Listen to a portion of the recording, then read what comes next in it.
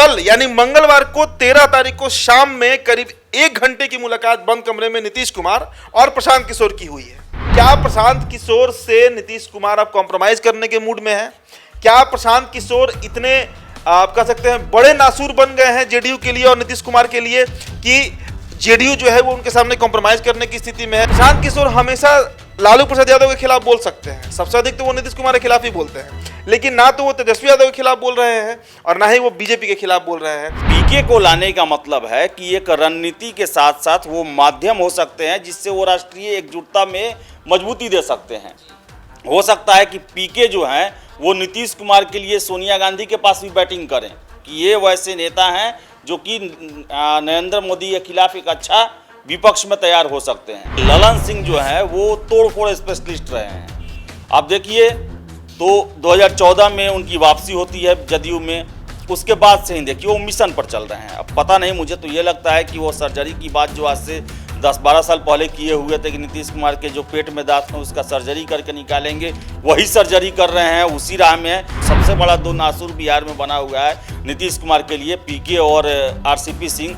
वो उन दोनों के कारण में प्रमुख रूप से ललन सिंह ही आते हैं। ललन सिंह का जो अभी तक काम रहा है, हो न हो, नीतीश कुमार ये जान गए हैं कि इनके क्रियाकलापों से जदयू कमज़ोर हो रही है, इनके राष्ट्रीय अध्यक्ष रहने से जदयू कमज़ोर हो रही है। इसीलिए अब हो सकता है कि उन्हें इग्नोर किया जा रहा हो, या फिर ये ललन सिंह ये समझ रहे हो कि जैसा हम सोचते थे कि ऐसा हो जाएगा तो ऐसा हो जाएगा, मेरे लिए अच्छा हो जाएगा, वो परिस्थिति अब उनके लायक नहीं बन रही है। हो सकता है कि पार्टी में अंदर खाने से उनको लेके आरोप लग रहे होंगे कि इनके कारण ही जदयू आज इसी स्थिति में आ गई। NBC 24 न्यूज़ पे आप सभी दर्शकों का बहुत स्वागत है। हमारे साथ दो सहयोगी जुड़े हुए हैं, हमारे उदित आर्यन जी हैं, आदेश पुरी जी हैं। बात करेंगे नीतीश कुमार के करीबियों की।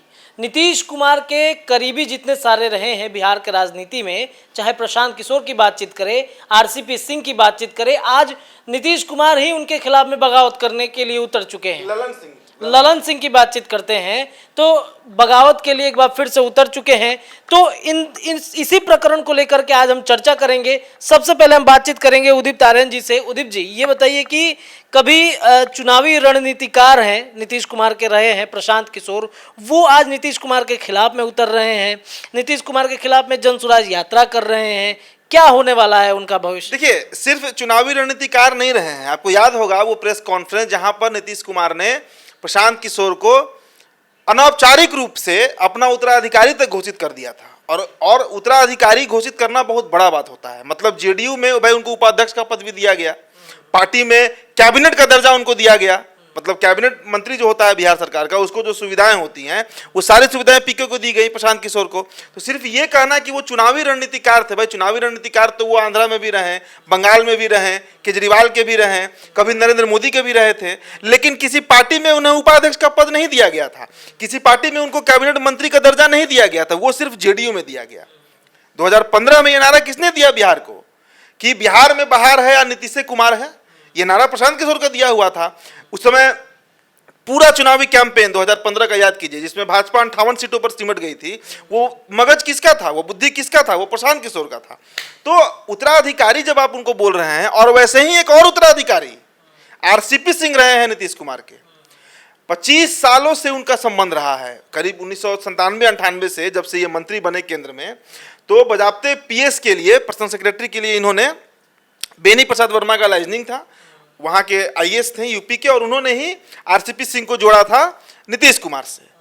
2010 में वो राज्यसभा गए, और आज यही दोनों आदमी सबसे मुखालफत रूप से, सबसे खुले तौर पर एकदम चैलेंज कर रहे हैं नीतीश कुमार को। लेकिन इस चर्चा में जो बड़ी खबर अपने दर्शकों को हम देने जा रहे हैं, जो शायद अभी तक किसी न्यूज पर, किसी पोर्टल पर ब्रेक नहीं हुआ होगा, और देखिए इस खबर का हम पुष्टि नहीं कर रहे हैं, लेकिन पूरी तरह से हम दावे के साथ इस बात को कह सकते हैं कि नीतीश कुमार की मुलाकात प्रशांत किशोर से कल शाम को हुई है। और कल यानी मंगलवार को 13 तारीख को शाम में करीब 1 घंटे की मुलाकात बंद कमरे में नीतीश कुमार और प्रशांत किशोर की हुई है। अब सोचिए कितना बड़ा ये खबर है कि एक तरफ जहां प्रशांत किशोर जनसुराज कर रहे हैं, चंपारण घूम रहे हैं, सारण घूम रहे हैं, खगड़िया घूम रहे हैं, गया घूम रहे हैं, सभी जगह पर यात्रा कर रहे हैं, भभुआ गए हुए थे, बक्सर गए हुए थे, सभी जगह घूम रहे हैं। हर जगह जाकर कहीं नाई का कहानी सुनाते हैं कि बिहार में 2 ऐसे नाई हुए जिन्होंने जनता का खूब हजामत बनाया, लालू यादव, नीतीश कुमार। तो वो प्रशांत किशोर से आखिरकार अगर मुलाकात हुई है नीतीश कुमार की, तो ऐसी क्या मजबूरी रही कि नीतीश कुमार की उनको मुलाकात हुई। और देखिए, नीतीश कुमार को समझना किसी भी पत्रकार या किसी भी नेता को बहुत मुश्किल है। उनके बॉडी लैंग्वेज को आप रीड कीजिए तो आप शायद कुछ समझ पाइए, क्योंकि वो बोलते कुछ है और करते कुछ है, होता कुछ और है। तो नीतीश कुमार का अभी बयान भी आया था प्रशांत किशोर के ऊपर जब दिल्ली गए हुए थे। उसके बाद कल अगर मुलाकात हुई है रत्नेश, तो ये बहुत बड़ा सवाल है कि आखिरकार मुलाकात हुई क्यों, क्या चर्चा हुई। क्या नीतीश कुमार डर गए हैं प्रशांत किशोर से? क्या नीतीश कुमार प्रशांत किशोर के तीखे तेवर से, लगातार बयान से, ये सवाल से, प्रशांत किशोर तो ये सवाल उठा न रहे हैं कि स्कूल बन गए, अंदर खाली पड़ा हुआ है, अस्पताल के स्ट्रक्चर तैयार कर दिए गए, अंदर दवा नहीं है, अंदर कुछ भी नहीं है, ना स्टाफ है, ना मशीन है, ना जांच करने का, ना पैरासीटामोल तक नहीं है। ये बात भी उठाए हैं प्रशांत किशोर। प्रशांत किशोर कह रहे हैं, आरसीपी सिंह ने भी ये बात कहा कि बिहार में जितनी सड़क बनी थी वो सब अब टूटी फूटी स्थिति में आ चुकी है। कल बेगूसराय का मामला हुआ, लॉ एंड ऑर्डर चरमराया हुआ है। ये तमाम बातें उठाई जा रही है ना आरसीपी सिंह और प्रशांत किशोर की तरफ से। तो क्या प्रशांत किशोर से नीतीश कुमार अब कॉम्प्रोमाइज करने के मूड में है? क्या प्रशांत किशोर इतने आप कह सकते हैं बड़े नासूर बन गए हैं जेडीयू के लिए और नीतीश कुमार के लिए कि जेडीयू जो है वो उनके सामने कॉम्प्रोमाइज करने की स्थिति में है? हालांकि प्रशांत किशोर का कोई बहुत बड़ा जनाधार नहीं है बिहार में। जनाधार उनका कहां से होगा भाई, नेता थोड़े हैं। अभी भी वो मानते हैं कि एक्टिव पॉलिटिक्स में नहीं है। लेकिन ये बात तो है ना कि बिहार उनकी बातों को सुनता है, बिहार प्रशांत किशोर की बातों को सुन रहा है, उनके वीडियोस पर व्यूज जा रहे हैं, मतलब लोगों को इंटरेस्ट है, उनकी वाक्पटुता अच्छी है, बोलने का शैली अच्छा है, तार्किक बात करते हैं, लॉजिक के साथ कोई तथ्य को रखते हैं। तो इस कारण से थोड़ा सा उनको अट्रैक्शन मिलता है, लोगों को बातें उनकी पकड़ी जाती हैं। अगर प्रशांत किशोर ये सवाल उठा रहे हैं कि बिहार के स्कूलों का स्ट्रक्चर तैयार कर दिया गया, बड़े बड़े बिल्डिंग बना दिए गए, लेकिन अंदर ना टीचर हैं, ना छात्र हैं और ना मिड डे मील की व्यवस्था है, तो ये तो आम जनता भी जान रही है इस चीज को, तो कनेक्ट हो जा रही है प्रशांत किशोर से। और ये कहीं ना कहीं डैमेज करेगा जेडीयू को, क्योंकि 17 साल से जेडीयू के पास ही शिक्षा विभाग रहा है, जेडीयू के पास ही गृह विभाग रहा है। तो लॉ एंड ऑर्डर भी चरमराएगा तो जेडीयू से ही सवाल होगा, शिक्षा भी गड़बड़ाएगा तो जेडीयू से ही सवाल होगा, और कोई भी विभाग अगर गड़बड़ होगा तो सवाल जो है ना वो मुखिया से ही किया जाता है।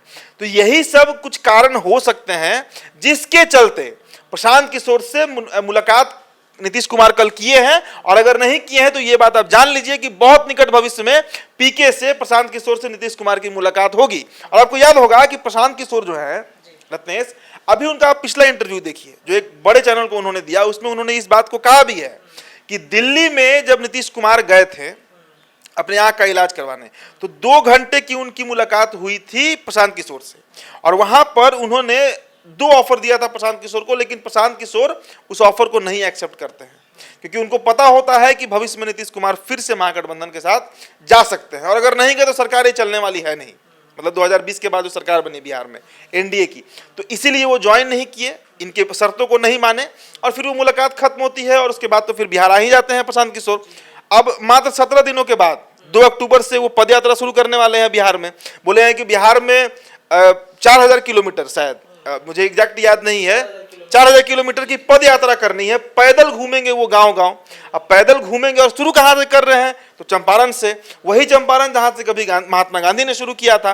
तो कई दृष्टिकोण से एक बड़ा अगर नहीं तो कम से कम माहौल तो बना ही देंगे Prashant Kishor, anti government, anti incumbency वाला माहौल तो प्रशांत किशोर बिहार में क्रिएट कर ही देंगे, और खासकर नीतीश कुमार के खिलाफ।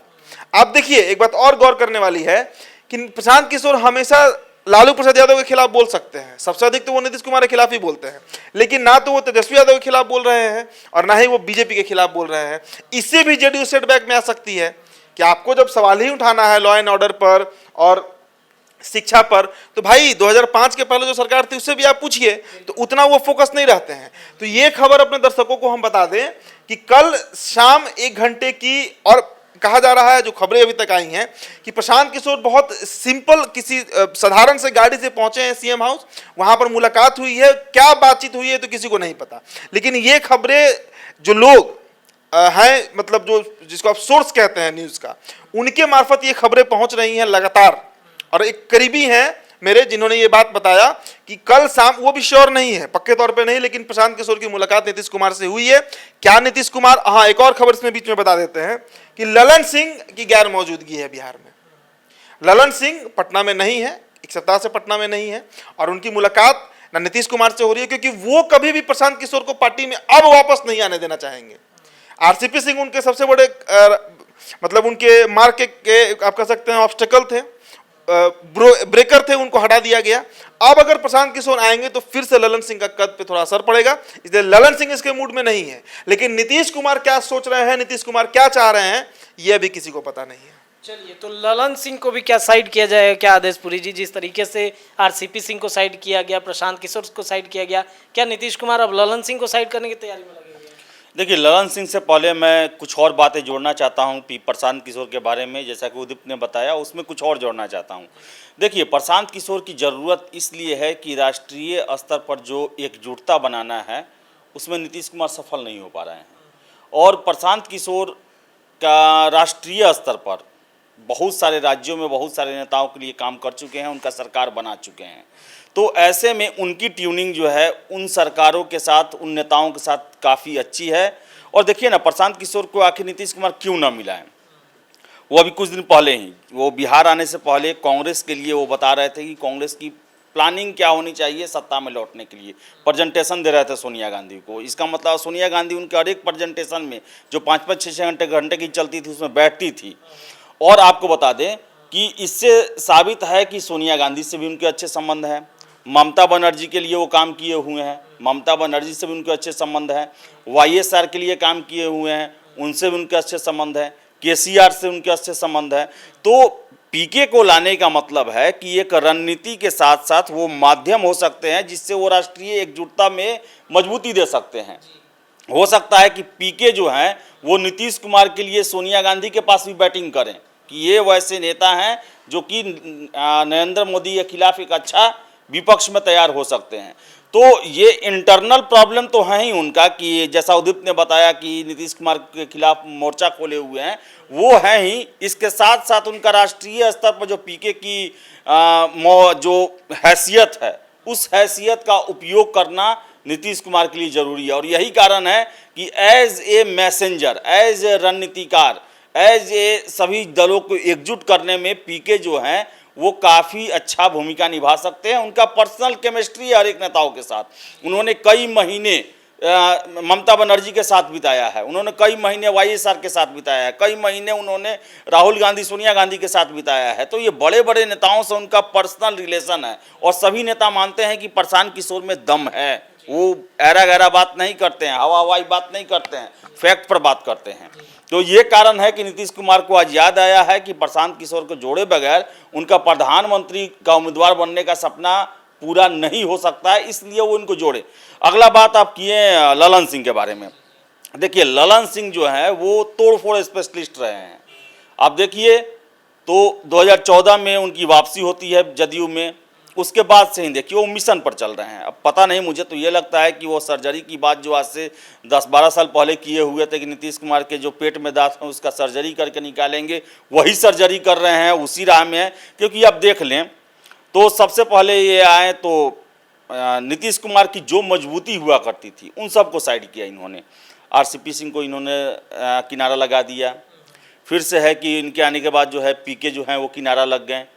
फिर से देखिए कि अभी ये ऐसा सिचुएशन बना आरसीपी सिंह को लेकर कि ये भी एनडीए तोड़ के ये अलग हो गए। फिर से अभी देखिए तो जब नीतीश कुमार तोड़े गठबंधन को, उसमें बड़ा ही एक्टिव थे, ये प्रधानमंत्री का उम्मीदवार ये वो किए, और जब अब स्थितियां इनके प्रतिकूल होते हुए दिख रही है, गायब हो गए। इनके राष्ट्रीय अध्यक्ष रहते हुए अरुणाचल प्रदेश से 6 विधायक भाग गए, मणिपुर से 5 विधायक भाग गए, दमन दीव से विधायक भाग गए। आज कार्यकर्ताओं में 1-2 फाड़ हो चुका है, आरसीपी हैं या नीतीश कुमार हैं। आज इनके स्ट्रेटजी के चलते जो सबसे बड़ा 2 नासूर बिहार में बना हुआ है नीतीश कुमार के लिए, पीके और आरसीपी सिंह, वो उन दोनों के कारण में प्रमुख रूप से ललन सिंह ही आते हैं। देखिए, ललन सिंह का जो अभी तक काम रहा है, हो ना हो, नीतीश कुमार ये जान गए हैं कि इनके क्रियाकलापों से जदयू कमज़ोर हो रही है, इनके राष्ट्रीय अध्यक्ष रहने से जदयू कमज़ोर हो रही है। इसीलिए अब हो सकता है कि उन्हें इग्नोर किया जा रहा हो, या फिर ये ललन सिंह ये समझ रहे हो कि जैसा हम सोचते थे कि ऐसा हो जाएगा तो ऐसा हो जाएगा, मेरे लिए अच्छा हो जाएगा, वो परिस्थिति अब उनके लायक नहीं बन रही है। हो सकता है कि पार्टी में अंदर खाने से उनको लेके आरोप लग रहे होंगे कि इनके कारण ही जदयू आज ऐसी स्थिति में आ गई। तो आप समझ सकते हैं ना, आरसीपी को लेकर जो माहौल बनाया गया कि बीजेपी के आदमी है और उन्हीं के नाम पर ठिकरा फोड़ के गठबंधन चेंज किया गया, तो आखिर आप समझिए कि कहाँ लेके जा रहे हैं। और ये पार्टी अब महसूस करना शुरू कर दी है कि जदयू में अब सब कुछ अच्छा नहीं है, खलबली मचा हुआ है। निखिल मंडल पटना छोड़ के मधेपुरा जा रहे हैं, उन्होंने इस्तीफा दे दिया प्रवक्ता पद से, कल को वो पार्टी से भी इस्तीफा दे सकते हैं। तो ये जो तोड़ फोड़ हुआ है, ये तोड़ फोड़ के जिम्मेवार एक बहुत बड़ा वर्ग जो है वो ललन सिंह को मान रहा है। और हो ना हो, नीतीश कुमार को ये एहसास होना शुरू हो गया है कि ललन सिंह को ज़्यादा तरजीह देने से आज अपने ही अब दुश्मन हो गए हैं, अपने ही हमारे विरोधी हो गए हैं। और आज देखिए तो जदयू जो है वो कहाँ राष्ट्रीय स्तर पर कुछ कर पाई, ललन सिंह कहाँ किसी नेता से मिल पाए या किसी को मना पाए कि आप नीतीश कुमार को समर्थन दीजिए, प्रधानमंत्री उम्मीदवार के लिए समर्थन कीजिए और राष्ट्रीय एकजुटता में बात कीजिए। भाई पार्टी अध्यक्ष क्या होता है? पार्टी अध्यक्ष बहुत बड़ा चीज़ होता है, वो विभिन्न पार्टियों से बात करता है, उनको एक स्टैंड पे लाता है, एक मंच पे लाता है उनको। तो वैसा तो कुछ किए नहीं, बल्कि इनका तो पार्टी का सारा जो बिहार से बाहर का जो जितना भी ये था वो सब भागने लगा, सब भाग गया आपके पार्टी में ही दो विरोधी बन गए। एक सवाल अब यहाँ पर यह भी उठेगा कि अगर ये बात तो पक्के तौर पर स्पष्ट हो गई है कि प्रशांत किशोर की मुलाकात नीतीश कुमार से कल अंधेरे में हुई है, बंद कमरे में हुई है। सवाल अब यहाँ पर यह उठना चाहिए आदेश जी कि अगर 2 अक्टूबर से जो प्रशांत किशोर आज से 4 महीने पहले, अभी वो पीसी में हमारे साथ थे, प्रशांत किशोर ने कई दफे इस बात को कहा और उसके बाद लगातार कह भी रहे हैं कि 2 अक्टूबर से 17 दिनों के बाद से चंपारण से वो शुरू करेंगे, गांधी जयंती के दिन से गांधी की कर्म भूमि, गांधी की क्रांति भूमि चंपारण से पद यात्रा 4000 किलोमीटर की यात्रा है। और वो यात्रा क्यों है? वो यात्रा नीतीश कुमार के पॉलिसीज के खिलाफ है, वो यात्रा नीतीश कुमार के हर उस कानून के खिलाफ है जिसने बिहार को बर्बाद किया, करप्शन के खिलाफ है। अब अगर वो नीतीश कुमार के साथ मिलकर बंद कमरे में जो भी बातचीत हुई, जो भी उनको प्रपोजल दिया गया हो या उनको ऑफर दिया गया हो, सीधा बात प्रशांत किशोर को अब ऑफर ही दे सकते हैं नीतीश कुमार। नीतीश कुमार के पास देने के लिए कुछ और है नहीं। तो ऐसी स्थिति में अगर प्रशांत किशोर फिर से नीतीश कुमार के साथ कॉम्प्रोमाइज कर लेते हैं, आपने बहुत सही तथ्य रखा कि केसीआर से लेकर और ममता बनर्जी से लेकर और सोनिया गांधी तक अगर कोई एक व्यक्ति एक सूत्र में पिरो सकता है तो वो प्रशांत किशोर है। नीतीश कुमार आजमाइश करके देख चुके हैं, कुछ हुआ गया नहीं उनसे। अब ऐसी स्थिति में अगर प्रशांत किशोर भी अब पलटी मार दे रहे हैं और फिर से बिहार के डेवलपमेंट का गुणगान करने लगेंगे, वही प्रशांत किशोर जो अस्पतालों का हाल बता रहे थे और स्कूल का हाल बता रहे थे, तो उनकी क्रेडिबिलिटी क्या बचेगी? ये सवाल तो उठेगा ना। हाँ, ये तो सवाल उठेगा ही, लेकिन हो सकता है कि नीतीश कुमार इतना उनके लिए मना ले कि आप पर्दे से पीछे से काम करें हमारे लिए। क्योंकि देखिए तो प्रशांत किशोर बीजेपी विरोधी तो हैं, ये तो पक्का है कि 2014 के बाद से वो बीजेपी के खिलाफ हैं। और वो भी एक समय चलता था कि वो भी बीड़ा उठाए थे कि नरेंद्र मोदी को प्रधानमंत्री पद से हटाना है। तो इस मुद्दे पर हो सके तो वो पर्दे के पीछे से काम करें कि नीतीश के लिए बैटिंग करें, वो ऐसा हो सकता है। लेकिन मुझे नहीं लगता है कि वो फ्रंट पर आकर नीतीश के लिए बैटिंग करेंगे। वो है, अब तो पदयात्रा होगा भाई शुरू, अब कहाँ संभव है? यात्रा निकलेगा, लेकिन इन सब के साथ साथ होगा क्या कि वो नीतीश के लिए डायरेक्टली इनडायरेक्टली हो सकता है अगर मान जाए तो।